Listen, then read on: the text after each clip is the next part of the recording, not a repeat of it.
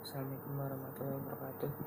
Perkenalkan, nama saya Sarah Fikri Sarmin, salah satu anggota dari kelompok 10. Assalamualaikum warahmatullahi wabarakatuh.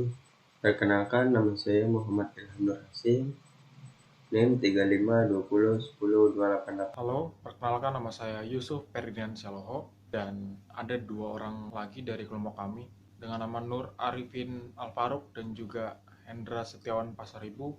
Assalamualaikum warahmatullahi wabarakatuh.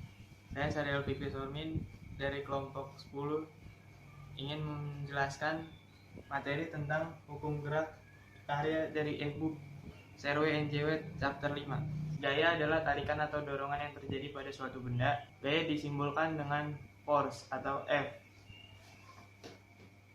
Dan satuan gaya adalah Newton atau N besar. Makin besar gaya yang hendak dilakukan, maka semakin besar pula tenaga yang harus dikeluarkan. Gaya memiliki beberapa sifat, yaitu 1. Gaya mampu mengubah arah gerak benda. 2. Gaya mampu mengubah bentuk benda. 3. Daya mampu mengubah posisi benda dengan cara menggerakkan atau memindahkannya. Contoh penerapan gaya yaitu 1. Menarik kursi. 2. Menarik mobil. Itu adalah sebagian contoh dari hukum gerak. Halo, nama saya Yusuf Ferdinand Syaloho. Saya dari kelompok 10. Saya akan melanjutkan pembahasan tentang hukum gerak. Nah, hukum gerak Newton ini dicetus oleh Isaac Newton. Dalam hukum gerak Newton, ada 3 hukum yang dibuat oleh Isaac Newton. Ada hukum 1 Newton, hukum 2 Newton, dan hukum 3 Newton. Jadi, Isaac Newton membuat 3 hukum yang berlaku dalam gerak. Jadi, sering disebut juga hukum gerak itu adalah hukum gerak Newton. Sekarang kita masuk ke hukum 1 Newton. Hukum 1 Newton ini disebut juga hukum kelembaban. Hukum 1 Newton berbunyi, jika resultan gaya sama dengan 0, maka benda yang diam akan tetap diam, dan benda yang bergerak akan tetap bergerak. Secara sistematis, hukum 1 Newton dapat kita tulis sigma F sama dengan 0. Benda yang mula-mulanya diam akan mempertahankan keadaan diamnya, dan benda yang mula-mula bergerak akan mempertahankan geraknya. Oleh karena itu, hukum 1 Newton disebut juga dengan hukum kelembaban atau hukum inersia. Sekarang kita akan masuk ke hukum 2 Newton. Newton itu berpendapat bahwa kecepatan akan berubah. Suatu gaya yang diberikan pada sebuah benda mungkin akan menyebabkan lajunya bertambah. Akan tetapi, jika resultan gaya yang diberikan berlawanan arah dengan gerak benda, maka gaya tersebut akan memperkecil laju benda tersebut. Jika arah gaya yang diberikan berlawanan dengan arah gerak benda, arah kecepatannya pun akan berubah. Mungkin besarnya juga berubah. Karena perubahan kecepatan sama dengan percepatan berarti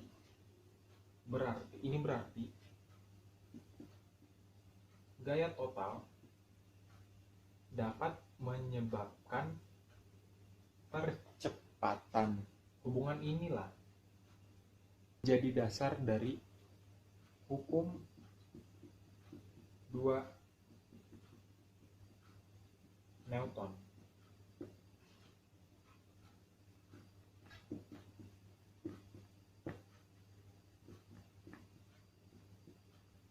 Nah, hukum 2 Newton itu berbunyi, percepatan yang dihasilkan oleh sebuah benda akan berbanding lurus dengan gaya yang diberikan dan searah dengan gaya tersebut, dan berbanding terbalik dengan massa dari benda tersebut. Nah, kita tahu satuan gaya sendiri adalah Newton. Kita lambangkan N. Berarti 1 Newton sama dengan 1 kg dikali 1 meter per second.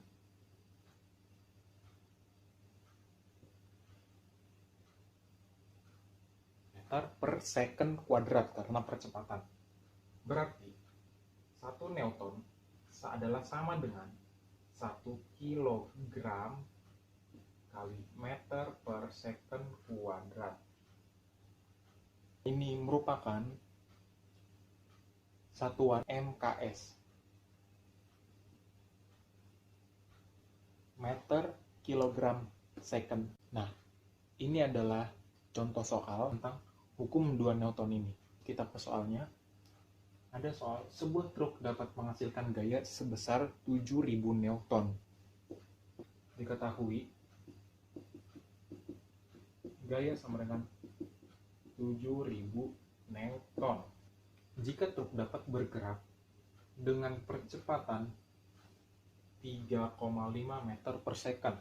Diketahui lagi, jika percepatannya sama dengan 3,5 meter per second kuadrat. Tentukan massa truk. Tentunya satuan massa adalah kilogram. Dalam hukum 2 Newton, A sama dengan F per M. Masuk kita jawab. Kita tahu bahwa A sama dengan F per M. Resultan F per M.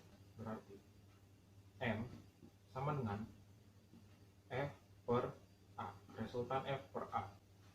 M sama dengan resultan F per A. F-nya sama dengan 7.000 Newton.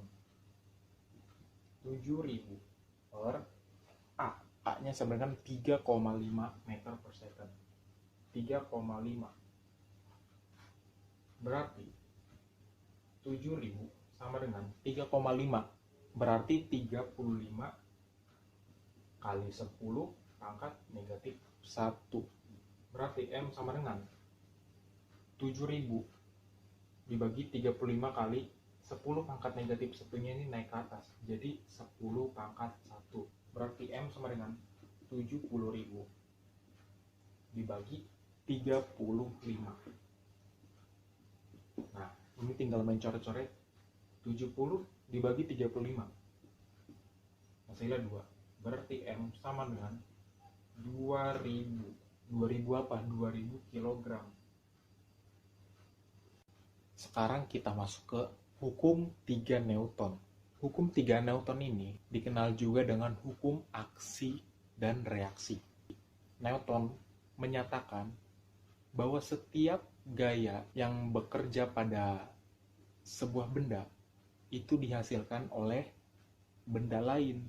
Contohnya, saat kita menendang bola menghantam mistar gawang, maka gaya yang dimiliki oleh bola tersebut berasal dari gaya dari kaki kita itu. Gaya aksi dan reaksi ini memiliki besaran yang sama, tapi berlawanan arahnya. Pasangan gaya aksi reaksi ini dijelaskan dalam hukum 3 Newton ini. Jika benda A mengerjakan gaya pada benda B, maka benda B akan mengerjakan gaya yang sama pada benda A dengan besar yang sama, tapi berlawanan arahnya. Formula dari hukum 3 Newton ini sendiri dapat kita tulis, di mana gaya aksi dengan gaya reaksi besarnya itu adalah sama, tapi arahnya berlawanan. Nah, jadi kalau gaya aksinya ke kanan, gaya reaksinya justru ke kiri. Kalau gaya aksinya ke atas, gaya reaksinya ke bawah. Begitupun kalau misalnya gaya aksinya serong ke kanan, kanan atas, maka gaya reaksinya akan serong ke kiri bawah. Nah, dalam hukum gerak sendiri, ada yang dibilang gaya sentuh dan gaya tak sentuh. Gaya sentuh sendiri dalam kehidupan sehari-hari sering kita lakukan. Seperti misalnya menggeser bangku, membuka pintu, dan lain-lain. Dengan demikian, pengertian gaya sentuh sendiri adalah gaya kontak langsung dengan benda yang akan kita gerakan. Sedangkan gaya tak sentuh, gaya yang tidak terjadi kontak langsung, seperti misalnya gaya gravitasi. Macam-macam gaya sentuh sendiri, ada sekitar 4 gaya. Gaya normal, gaya berat, itu merupakan gaya sentuh. Sedangkan di gravitasi bukan sentuh. Kita masuk ke gaya yang pertama, yaitu gaya normal. Gaya normal itu apa sih? Gaya normal itu bukan gaya yang biasa-biasa, tapi gaya normal itu adalah gaya yang tegak lurus terhadap bidang. Kita gambar, ini ada sebuah benda. Nah, ini permukaannya. Ini yang dibilang gaya normal. Gaya tegak lurus antara permukaan benda dengan bidang sentuhnya di permukaan yang miring. Berarti gaya normalnya itu adalah seperti ini. Nah, selalu tegak lurus antara bidang dengan permukaan benda. Kita gambar vertikal begini. Berarti gaya normalnya kemana? Gaya normal ya, ke sini, horizontal dia. Nah, jadi gaya normal itu selalu tegak lurus antara bidang dengan permukaan benda. Sekarang kita masuk ke gaya gesekan. Gaya gesekan itu adalah gaya yang ditimbulkan dari sentuhan antara dua benda. Ini dia bersentuhan. Arah gaya gesek ini sendiri berlawanan dengan arah geraknya benda.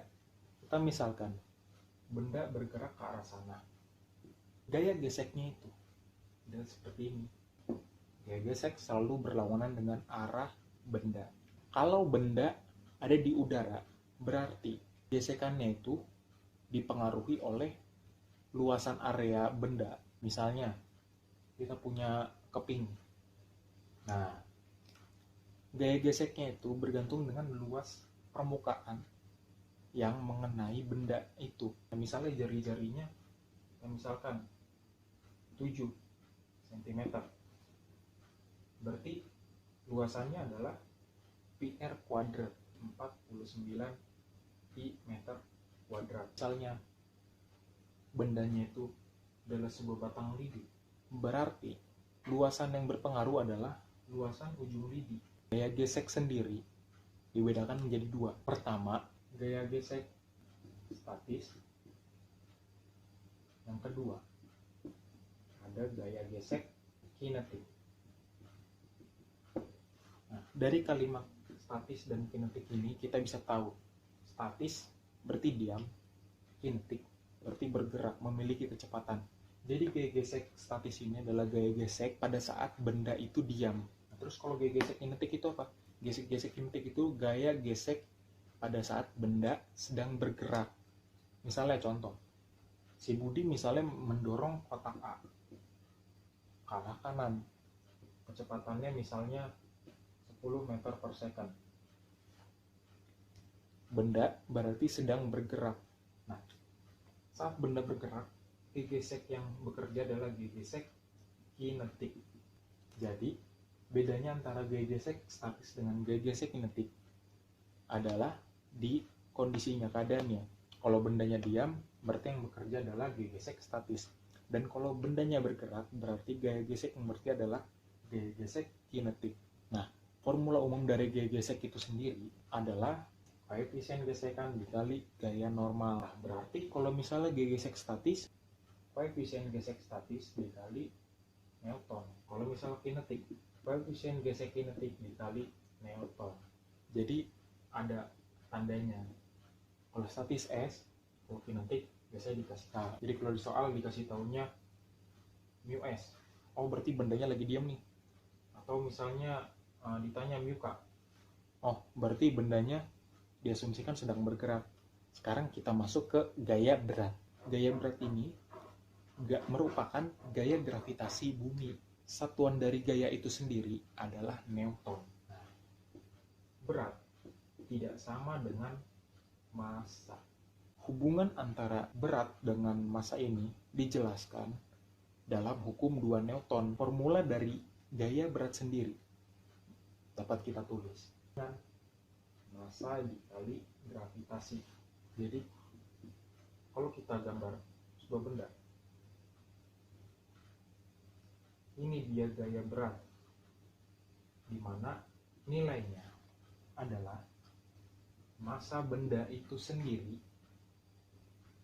dikali dengan gravitasi bumi.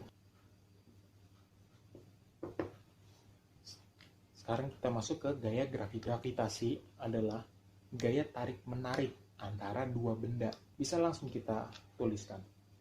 Gaya tarik-menarik antara dua buah benda adalah konstanta gravitasi umum kali massa benda 1 kali massa benda 2 dibagi jarak antara kedua benda.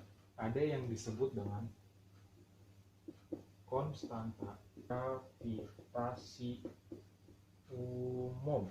Konstanta gravitasi umum ini nilainya adalah 6,67 kali 10 pangkat min 11 Newton meter kuadrat per kilogram kuadrat. Oke, sekarang kita masuk ke analisis model menggunakan hukum 2 Newton. Nah, analisis model yang kita pakai ini adalah analisis saat benda sedang dalam keadaan kesetimbangan. Partikel dalam kesetimbangan dirumuskan dengan sigma F sama dengan 0.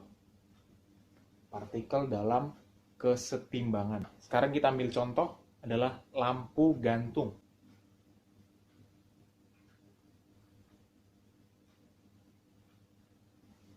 Lampu gantung ini berada dalam posisi setimbang.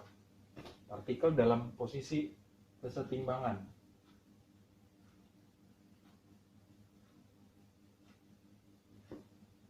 Nah, gaya yang bekerja hanya ada di sumbu X-nya, sumbu Y-nya saja. Sumbu Y. Nah, ini yang ke bawah itu adalah berat dari bendanya. Yang bergerak ke atas adalah tegangan. Nah, berat ini sama juga dengan gaya gravitasi. Nah, antara T dan W ini, W itu adalah berat dari lampunya. Jadi kalau misalkan ini gagangnya ini adalah sebuah tali misalnya. Ada benda yang diikat, maka ini akan menghasilkan tegangan. Tegangannya apa? Tegangan yang berlawanan dengan beratnya. Karena berat itu ke bawah, berarti tegangan itu menuju ke atas. Jadi gini gambarnya. Nah, karena tidak ada gaya yang bekerja pada sumbu X, maka dalam sumbu ini sigma Fy sama dengan 0. Kita langsung masuk. Sigma Fy sama dengan 0. Yang bekerja dalam sumbu Y, ke atas positif, ke bawah negatif. Ke atas T berarti positif. T min W itu tadi kita bilang Fg juga. Sama dengan Fg. Gaya gravitasi. Min Fg sama dengan 0. Berat tegangannya sama dengan Fg. Tegangan sama dengan Fg, gaya gravitasi. Nah, karena kita udah belajar hukum 3 Newton, kita harus tahu ini tuh bukan gaya aksi dan reaksi antara T dengan W itu atau T dengan Fg itu bukan gaya aksi dan reaksi, karena mereka itu bekerja pada objek yang sama. Kalau misal kita ingat lagi, gaya aksi reaksi itu gaya pantul, gaya balik. Nah, kalau tadi benda dalam posisi kesetimbangan, sekarang kita menggunakan gaya di sumbu X-nya.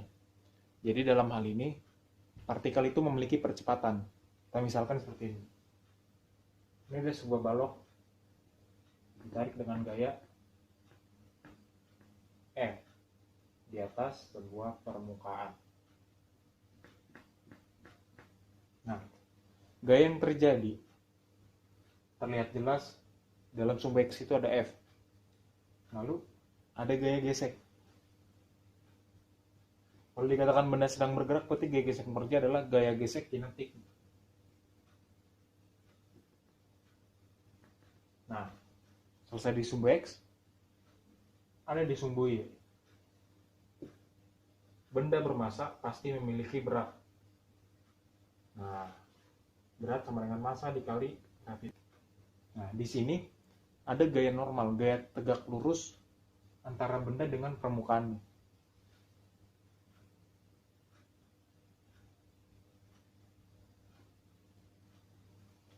Nah, jadi gaya normal itu adalah gaya yang tegak lurus antara permukaan benda dengan bidangnya.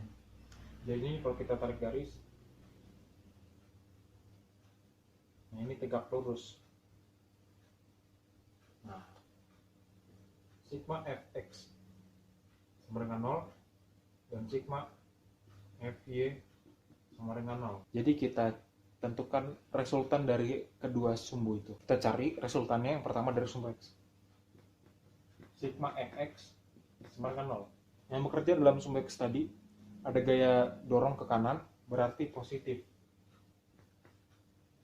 Dan ada gaya gesek kinetik yang pastinya berlawanan. Ini F kinetik sama dengan 0. Berarti gaya sama dengan F kinetik. Nah, kita tahu F kinetik rumus persamaannya adalah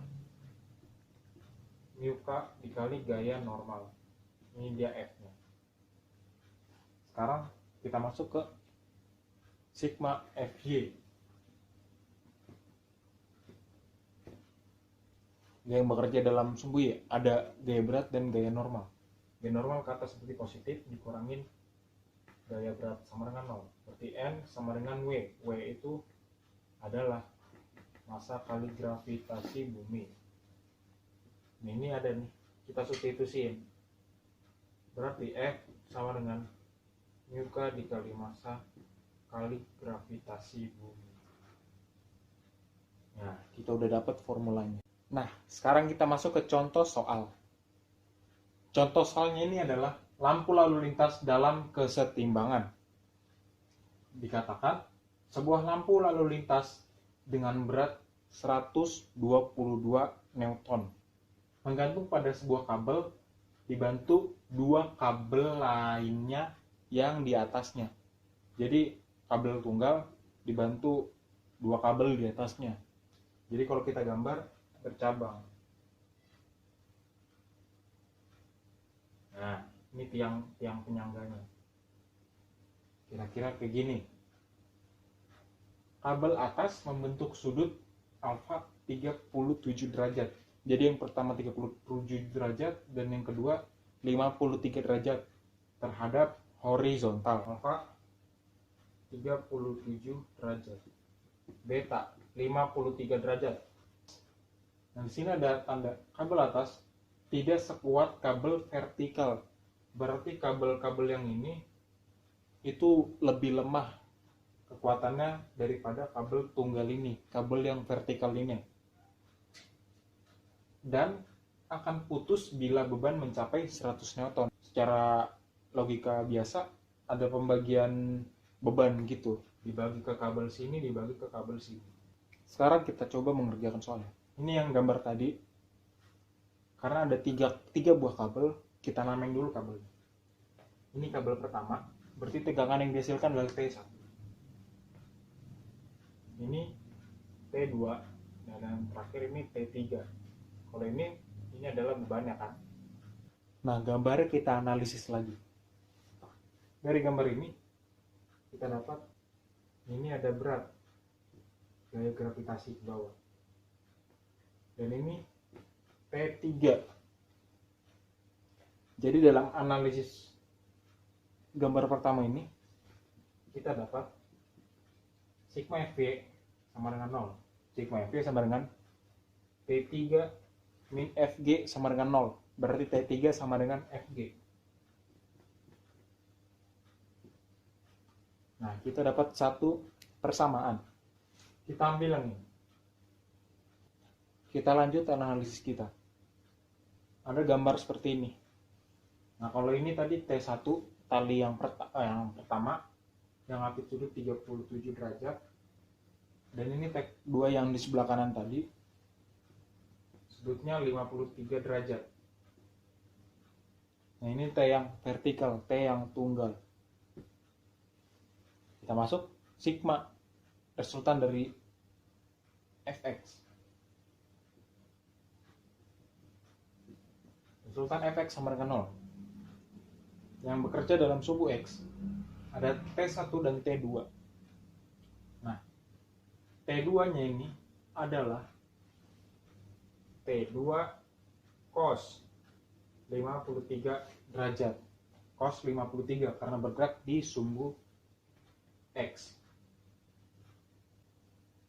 Dikurangin T1 karena T1 bergerak ke arah kiri. T1 cos 37 sama dengan 0. Berarti T2 sama dengan, kita langsung T1 cos 37 dibagi cos 53. Nah, kita udah dapat dua persamaan. Sekarang kita cari sigma Fy. Sigma Fy sama dengan 0. Yang bekerja di sumbu Y. Sama T1, T2 dan ada juga ini T3. T1. Berarti T1 sinus. Dalam sumbu Y berarti sin. Sinus 37 ditambah T2 sin 53 dikurangin T3 karena ke bawah. T3 membentuk sudut 90 derajat terhadap horizontal. Berarti sin 90 itu kan sama dengan 1. Sin maksimum di 90 derajat. Berarti T3 sin 90 sama dengan T3 kali 1. T3 kali 1 sama dengan T3. Sama dengan 0. Tadi kita tahu T3 adalah Fg. Berarti T1 sin 37 ditambah T2. T2 kita masukin langsung. T1 cos 37 dibagi cos 53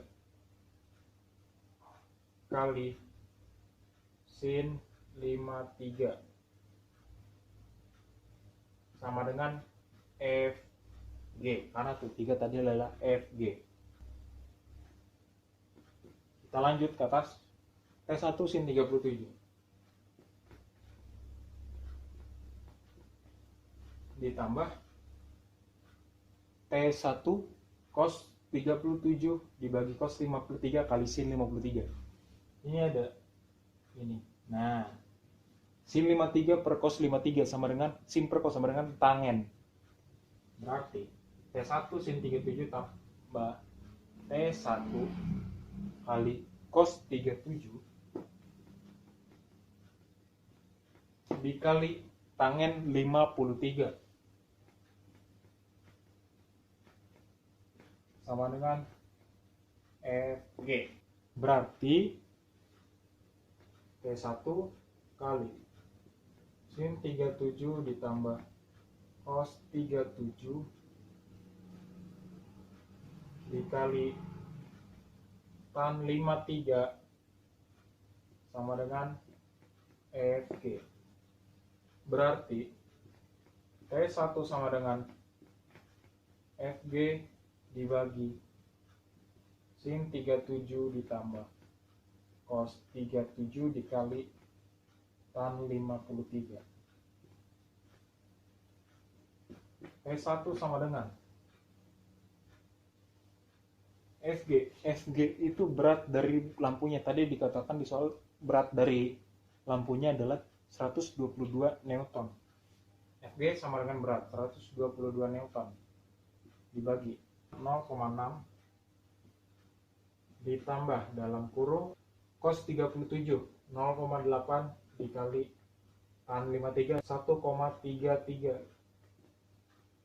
Berarti T1 sama dengan 122 dibagi 0,6 ditambah 1,06. Berarti T1 sama dengan 122 dibagi 0,6 tambah 1,06 1,66. Berarti nilai dari T1 sama dengan 122 kali 10 min kali 10 plus 2 dibagi 166.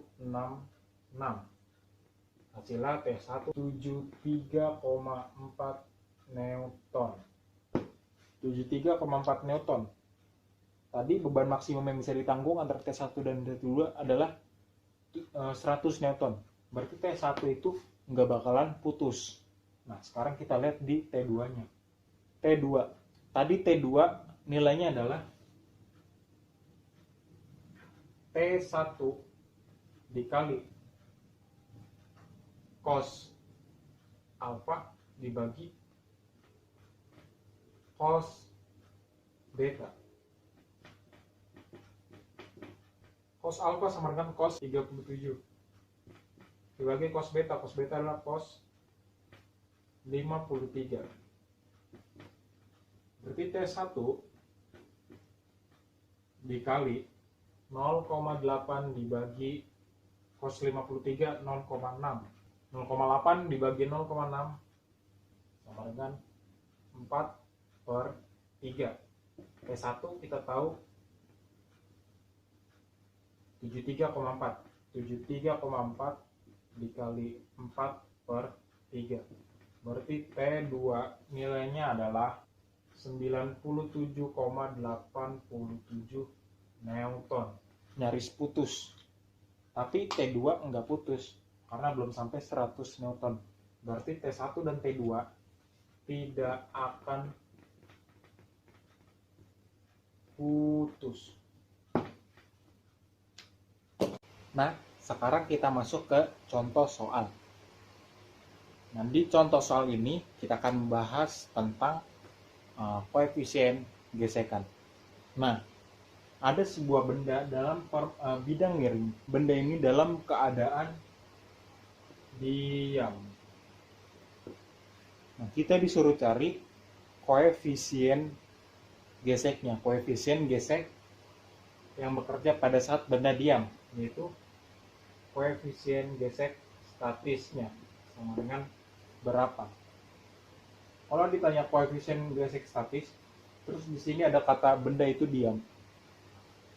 Berarti gaya gesek yang bekerja adalah gaya gesek statis. Oke. Kita telah lagi di sini ada berat benda. Berat benda itu kemana? Dia kalau berat benda nggak mengikuti bidang, tapi selalu arahnya ke bawah. Nah, gitu ya. Terus ada gaya normal. Gaya normal adalah gaya yang tegak lurus terhadap bidang. Ini bidangnya. Gaya normal berarti arah sana. Ini gaya normal. Berarti kalau dilihat gambar sini, berarti ini adalah sumbu Y, dan yang ini adalah sumbu X-nya. Nah, gitu ya. Nah, kita lihat di sini.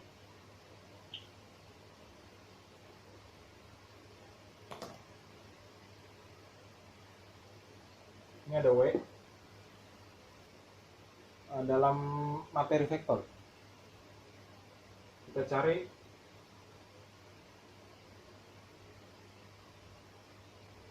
resultan vektor di kedua sumbu. Nah, di sumbu Y berarti ke arah sana. Di sumbu X berarti ke arah sana. Di sini berarti gaya yang bekerja adalah W dikali, kita lihat sudutnya adalah theta. Berarti di sini theta. Kok bisa di sini theta? Nah, kalau di matematika kita belajar kesebangunan benda. Sebangun dan kongruent dan sebangun. Nah, itu makanya tetanya kenapa ada di sini. Nah, kalau tetanya di sini, ini vektornya, berarti besar vektor ini adalah W dikali cos. Karena di samping sudut. Cos theta. Nah, terus kalau di sini apa? Ini vektornya. Tetanya di mana? Tetanya di sini. Berarti besaran G yang bekerja di sini adalah W dikali ada di depan sudut sin theta. Kita masuk resultan fx dan resultan fy. Resultan fx sama dengan 0. Yang bekerja dalam bidang fx. Ini ada gaya gesek min karena di kiri fs gaya gesek statis ditambah w sin theta sama dengan 0. Berarti fs sama dengan w sin theta. Fs sama dengan w sin theta. Fs itu sendiri adalah mu s dikali n. Mu s dikali n sama dengan w sin theta. Kita dapat persamaan pertama. Terus kita cari resultan y-nya. Sigma Fy sama dengan 0. Sigma Fy yang bekerja di sumbu Y. Kita lihat ada gaya normal di atas berarti positif. Gaya normal. Terus kita lihat lagi ada W cos theta. W cos theta ada di bawah. Nah, kalau ini titik 0,0-nya, nah W cos theta-nya itu ada di bawah. Berarti min W cos theta sama dengan 0. Berarti nilai n sama dengan W cos theta. Nah, ini kita dapat nih. Ada n. Kita substitusiin. Berarti mu s sama dengan W sin theta dibagi n. W sin theta dibagi n. Nilai n sendiri adalah W cos theta. Nah, sama-sama W kita coret. Berarti mu s nilainya adalah sin theta per cos theta sama dengan tangen theta. Nah, udah dapat jawabannya.